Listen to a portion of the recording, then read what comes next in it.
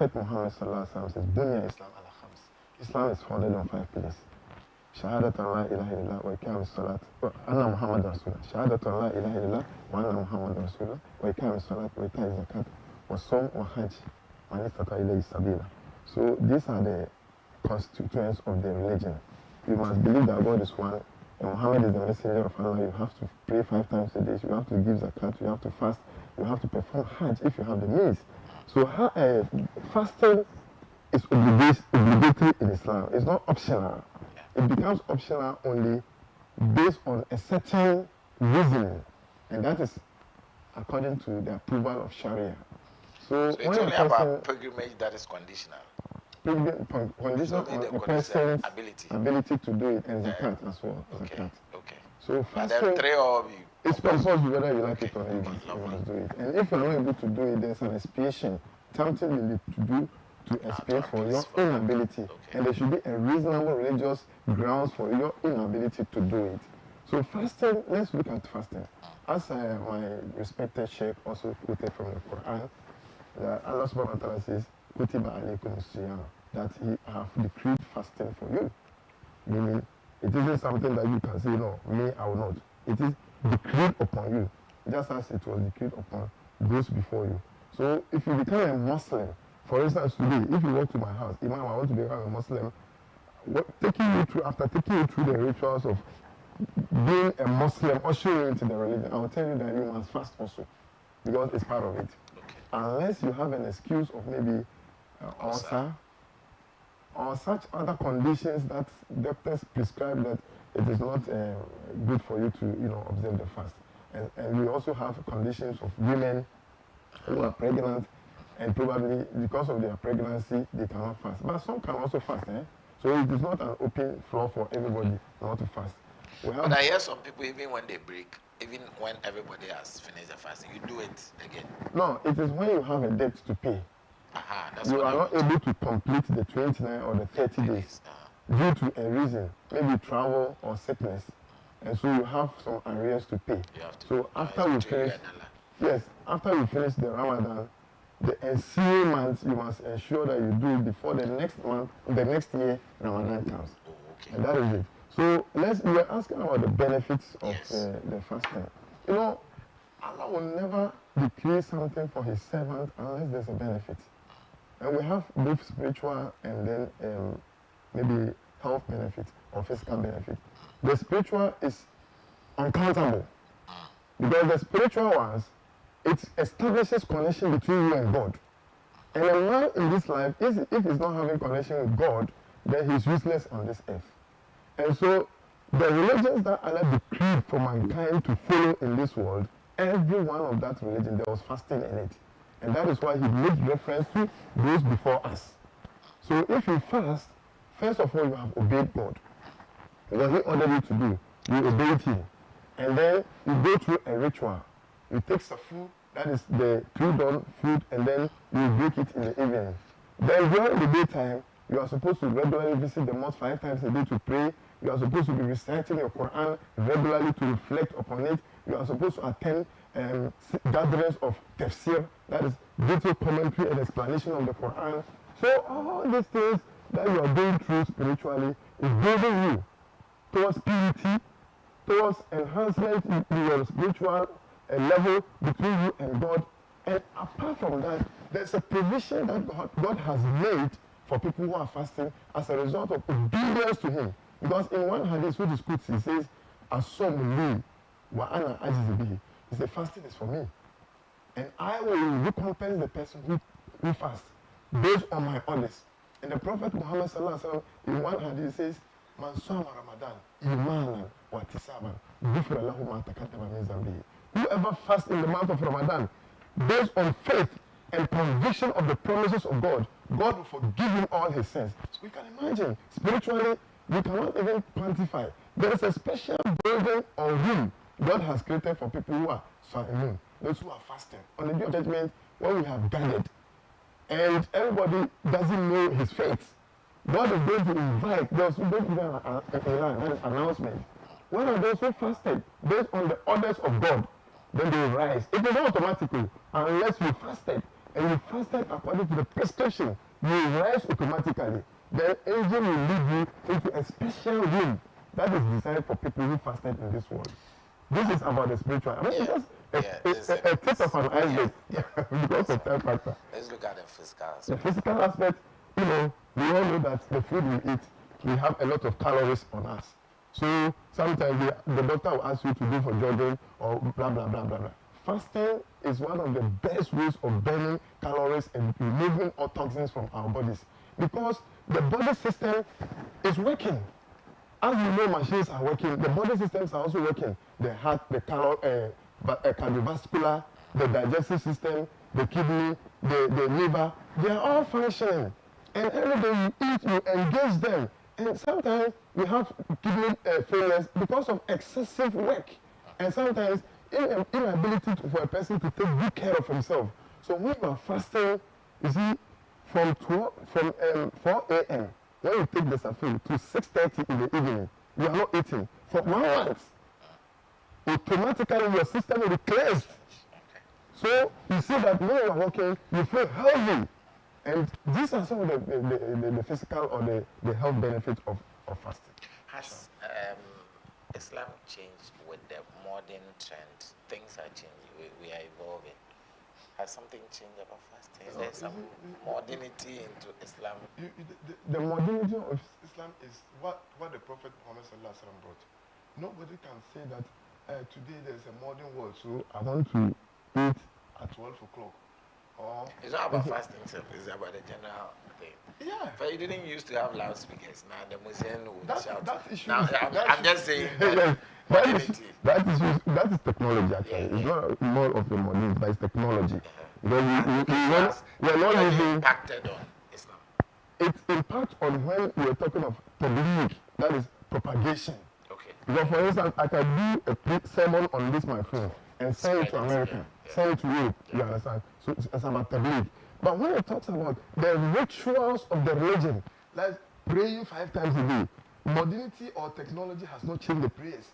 The ablution I perform, modernity technology has not changed it. If I go to Hajj, the monastic Hajj, modernity or technology has not changed it.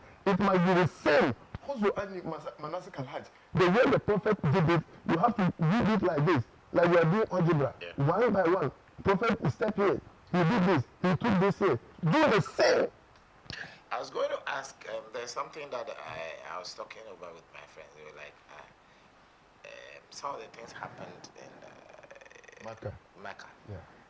If I'm here, for instance, I'm wearing my socks and shoes to work, and I want to pray, I still have to do ablution, wash. What am I washing? Is it the significance of it? Is it just I'm doing it, or I really have to wash? Well, I don't know what you are washing. Am I literally washing something away? I'm wearing socks and other things. In Surah Al-Ma'idah, God has commanded, if you prepare for yourself for prayer, you must perform ablution. Yeah. Washing of the hands and the elbows and the face and the feet and all this. Even when I'm fully dressed. You see, the point That's is why I'm asking. it has some spiritual connotation that we have no idea. Because on the day of judgment, the part of the body that's you did ablation will be written. On the day of judgment, there's no ECG, there's no light. What light are you going to use? It is your own generation. No scanning. And then, God has a way of scanning. Exactly. So that day, the remains where ablution and prostration in prayer, this marks Simahum, these are going to be lights. And somebody will come with that light and will say, please borrow me your light. I said, no, I can't borrow you. It is your light you have to use. So if you have darkness, you have to be darkness. So this thing is not ordinary. Okay. Whether you have taken your bath or not, if you look at the Bible, Jesus, when he was talking to his disciples about ablution, Peter also, is it Peter? He said, I have taken a bath. He said, no, you must do it. So in Islam, the thing is there. You must do the ablution. But if you do ablution, for instance, I'm wearing socks now. I perform ablution before wearing my socks. So if I want to perform the next ablution, I don't necessarily have to remove the socks. Okay. But I can wipe on it, on the surface. Okay, exactly. Okay. If I'm using turban, if I'm using turban, I do not necessarily have to remove the turban. Okay. I can wipe on it that is okay. Yes, You understand it? okay. But when it comes to this elbow, the face, and things like that, I have to do it. Okay. I think I now get it. We are live on Anidaso television and live on New Day television as well. We're talking about significance of Islam and then the Eid. Sheikh, let me come to you. What's this controversy about the sighting of the moon? I don't know, man. Even before then, on my phone, I knew when it was going to be the holiday and all that. We were looking at it. I know it's because of the global nature. Some will sight the moon earlier than some of us. Governors come out and say this is a holiday, whatever. Even before the chief imam had cited them, was it consultation or something? How do we? Alhamdulillah, as we Muslims, we have rules and regulations governing us. We don't just stand up to do things on our own. The Prophet sallallahu alaihi wasallam, he commanded us. He had the word from God that do. Even the Prophet himself never does anything on his own, as he said. It came in the Holy Quran. وَمَا يَنْتِقُ عَنِ الْهَوَىٰ إِنْ هُوَ إِلَّا وَحْيٌ يُوحَىٰ. He never speaks of his own, except a revelation has been to him, come to him through the angel, the archangel Gabriel. So the Prophet himself said in an authentic hadith that Sumu liru'yati, waftiru liru'yati. You should fast while sighting the moon, and also if you are to break, we are about to break, we should sight, then we break. Assuming we are in Ghana here, and the Hilal committee, there is a committee that check on the moon, the sighting of the moon, how should it be sighted, and although have they seen it, they will give us the information. So assuming they give us the information saying that we have seen the moon, then automatically, because that commission, that committee was formed with a series of scholars all across the entire country. Imams, they came together, they have a conference annually, then they sit down to check how they will sight the moon. When they sight the moon, then they will call all the parts in Ghana, every region, every city, every village, to check, have you seen the moon? They have representatives. If anyone says that, yeah, we've seen the moon, then they channel it to the committee. And the head of the committee is the national chief imam. Then he will come out, the committee will announce. Then the national chief imam too will come out to announce. We are working upon the what? The words of the Prophet. As he said, Sumu liru'yati, fast as you've seen the moon. Waftiru liru'yati, and break your fast while seeing the moon. So the national chief imam came out, and the Hilal committee said, we've seen the moon in this region. They said they saw it in Kumasi. So, and the national chief imam said, then no, yeah, today should be Eid. So what do we do? Then we are postponing the Eid to Saturday. There's no problem, because there's other, hadith that says that Eid is celebrated 3 days. So it's not contrary to anything. It's just celebration. So because of maybe due to some circumstances, if it changes something in Islam, no problem. For instance, when it is raining heavily, maybe you are in the mosque, you pray the 6 o'clock prayer, that's the Maghrib prayer, and it's rain. You say that the rain is heavy, so you can combine the 6th prayer and the 7th prayer because of the rain. You've seen that, because the Prophet did so. So we do, things do happen in Islam due to circumstances, then it changes. So there's no problem with that. The moon have been sighted, but the advice that I'm giving out to our Muslim brothers and sisters is that from now, people can start giving their alms. That's the zakat al-fitr. We have alms that we give after the fast, because so far as they said they've seen the moon, so you can give.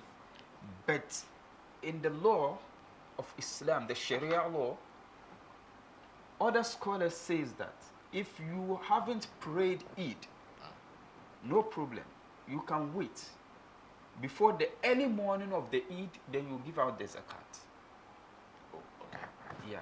But so far as they've seen the moon, from now you can give out your zakat, no problem. Because it's compulsory to give. I was coming to that. So if I didn't take part in the fasting, can I join in the celebrations? That's one. Yeah, you can Some join. people.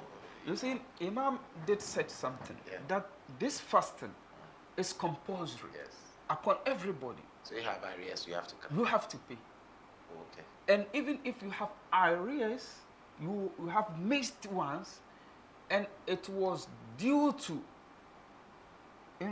intentionally. It wasn't unintentionally. We have intentionally and we have unintentionally. Then you did, maybe today I don't feel like fasting. I'm healthy. Nothing is worrying me. I don't have stomach ulcer. Then, and you did not fast whilst you are in the month of Ramadan. This is a big problem for you. Just for one day. Okay. Because you have to pay a penalty after the month of Ramadan. And fasting for that day after month of Ramadan, paying that missed fast, it won't be like the month of Ramadan. Because the month of Ramadan is a month that Allah subhanahu wa ta'ala specifically chose. Okay. That's why he said, Inna anzalnahu fi laylatul qadr. Shahr Ramadan allazi unzila fihi al-Quran. It is a month that Allah sent down to us the Quran. So it is the month of Quran. It is a pure month. And the Prophet sallallahu alaihi wasallam in his sermon at the end of Sha'ban, there is a month that we call Sha'ban before going to Ramadan. At the end, the last day, that it was on a Friday, and he said, Ayyuhan nas, kad aqbala ilaykum shahrullah bil rahmati wal barakati wal maghfirah. Oh people, it has come towards you. The month of what? Blessings. Wal rahmati and mercy. Wal maghfirah and forgiveness. Huwa shahrun, it is a month. Afdal al-shuhur, it is above every month. Wa ayyamu afdal al-ayyam, and its days are the best of days. Wa layalihi, and its are the best of nights. So meaning that it's a glorious month. So if you miss it after Ramadan, you have to pay it. And if you pay it, you have to pay penalty. And the penalty is sawmu shahrayn mutatabi'ain, fasting for 2 consecutive months. Or if you can't, or itqur rakaba, freeing a slave, which is not common these days. Or ta'am sittina miskin, feeding 60 poor people. These 3, you have to choose one. And if you are in your menses, after the fasting, you have to pay it.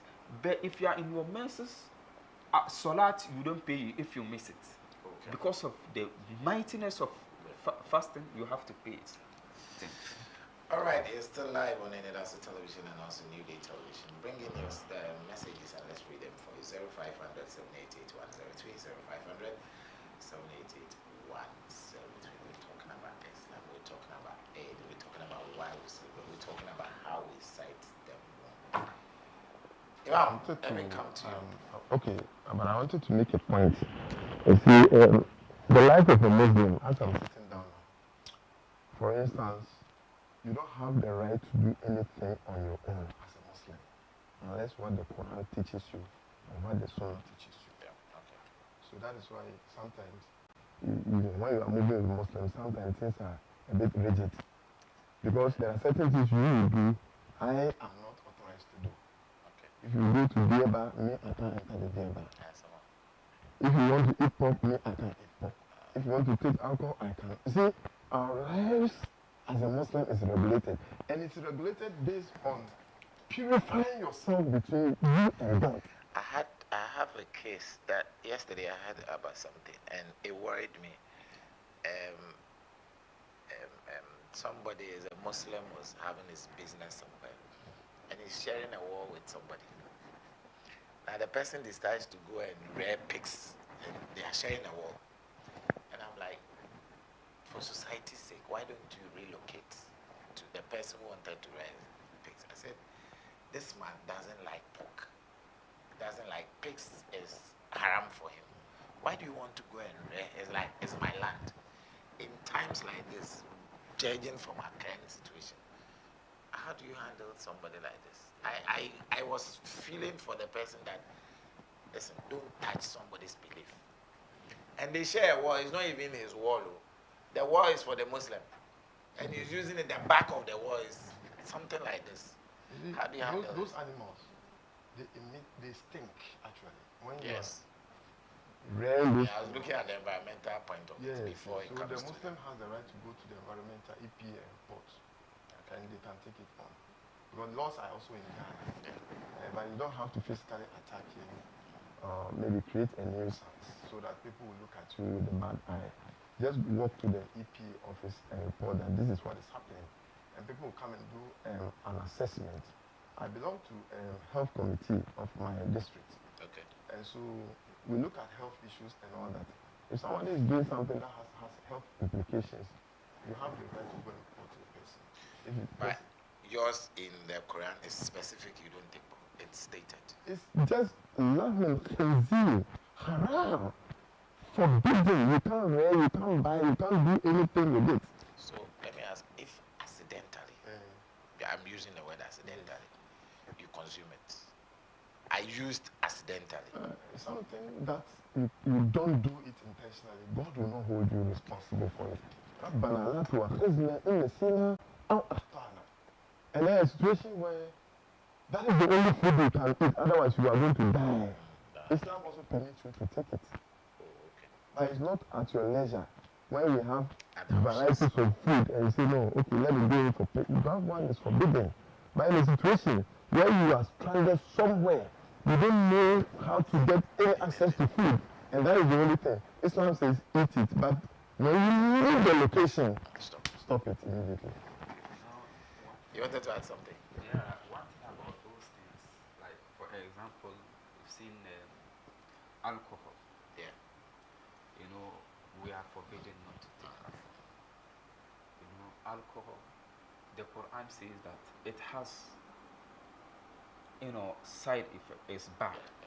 And it also has its goodness. Yeah. You know that?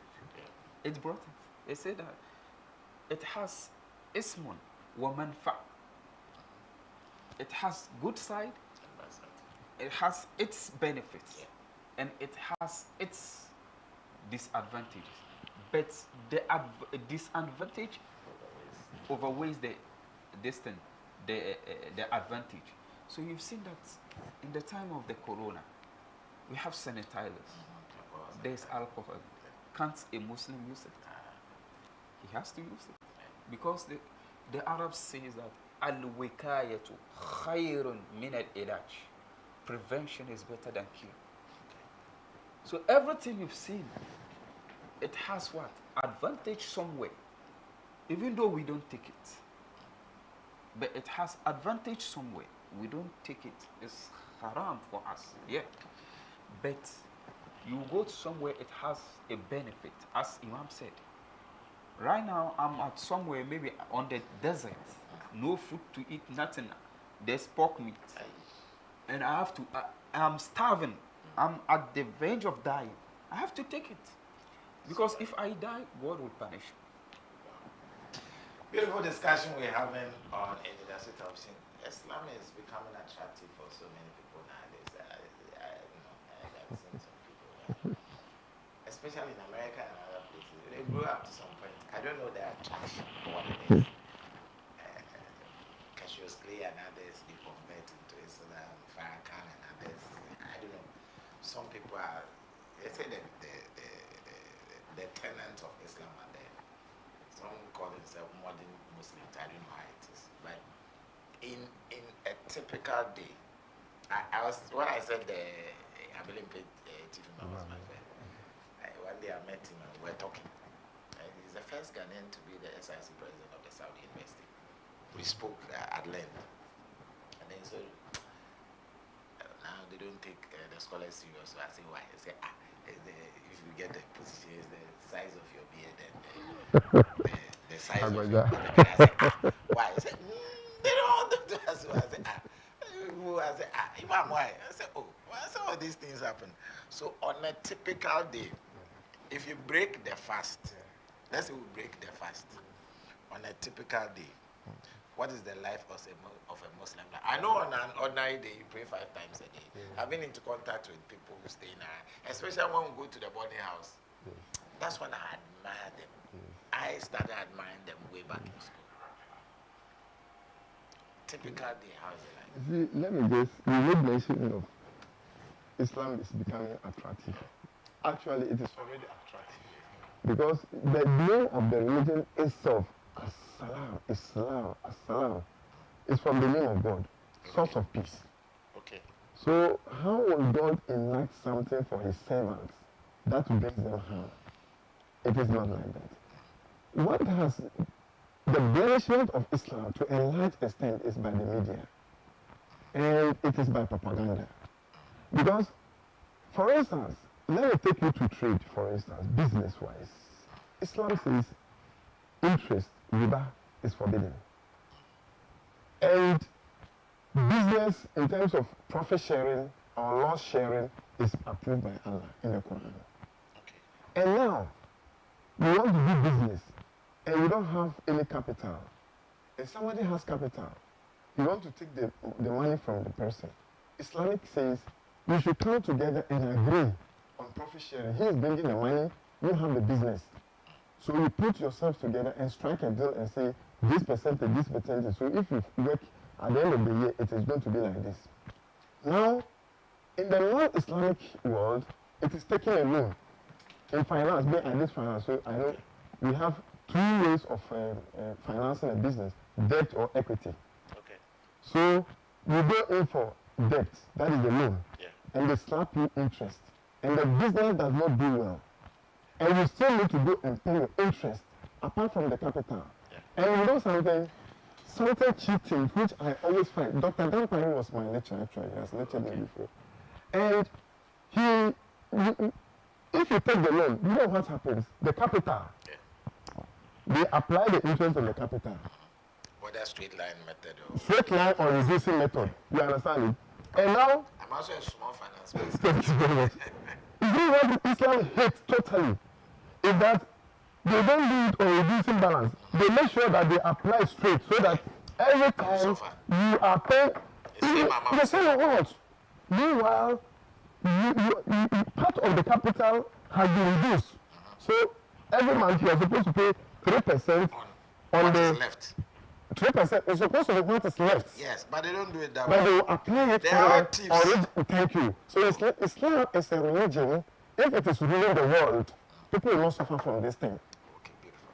I think we'll do a bit of Islamic thing. What's a typical day like when you break the fast? A typical day for Muslims is a fast. When you break the fast? Yes. If you break the fast in the evening, the safur, we call it safur. So you go in for your prayer, your Maghrib prayer. And after the Maghrib prayer, if you have the normal meal, you can come and take it. And then you prepare for Isha Salat, the last one, the 7 o'clock one. Isha Salat, and after Isha, in the month of Ramadan, it is wajib to do a Taraweeh. It's a long prayer, sometimes 10 rakah, some do it 8 rakah. And you must get somebody who can recite the Quran and then enjoy. So you do a lengthy prayer than the usual one that we do. What's the one you used as well? That is dhikr. Dhikr, the remembrance of God. You can use your fingers to do it, but you can also use the rosary. I once went somewhere, it wasn't easy. I had to run away. I'd gone somewhere. I'd run away from school and then I'd been somewhere and my first lecture was around 5:30 or 5:45. And they had the first prayer. So they were doing it in a hall. And I was stuck in one room.